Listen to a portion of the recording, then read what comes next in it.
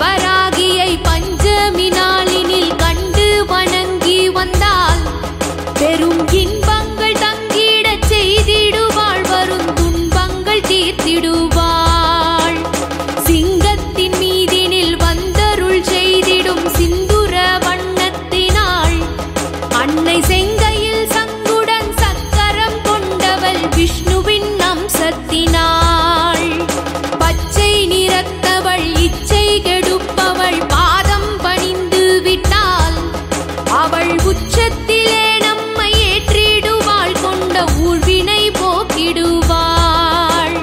சர்க்கரை வள்ளியும் செங்கரும்பும் தித்திக்கும் மாதுளமும் தினம் இஷ்டமுடன் கொண்டு படையல் இட்டால் அன்னையும் இன்புறுவாள்.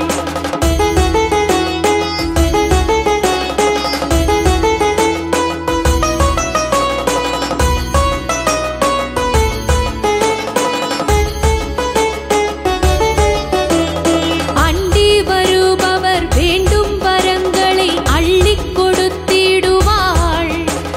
செவ்வரளி மலரினில் பூஜை புரிந்திட புன்னகை செய்திடுவாள்.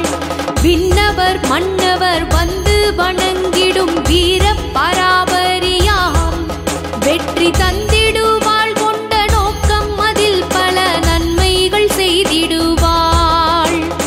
முக்கண் முதல்வனின் நெற்றிச் சுடரினில் அன்னை அவதரித்தாள், இந்த மக்கள் படும் துயர் முற்றும் தகர்ந்திட முன்னை வினை அறுப்பாள். வஞ்ச மனம் கொண்ட துஷ்ட பகைவரை தூர விரட்டிடுவாள், தினம் தஞ்சம் என்று வரும் பக்தரின் பக்கத்தில் அம்பிகை நின்றிருப்பாள்.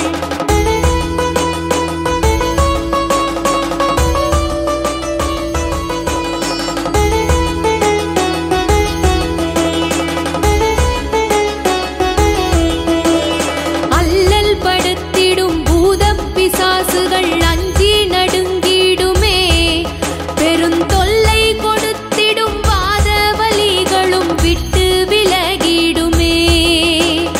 நோயில் படுத்தவர் தாயின் முகத்தினை எண்ணித் துதித்து விட்டால் அவர் தேகம் துளிர்விடும், காயம் மறைந்திடும், அன்னை மருந்திடுவாள். சோழர் பரம்பரை போற்றிப் பணிந்திட தஞ்சை அமர்ந்தவளே, உன்னை தூய மனதுடன் தேடும் அடியவர் நெஞ்சில் உறைபவளே.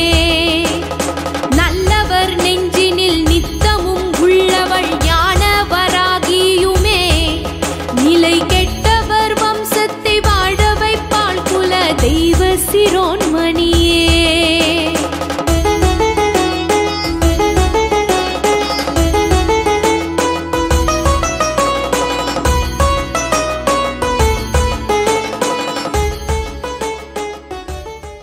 ஓம் நமோ வாராகி.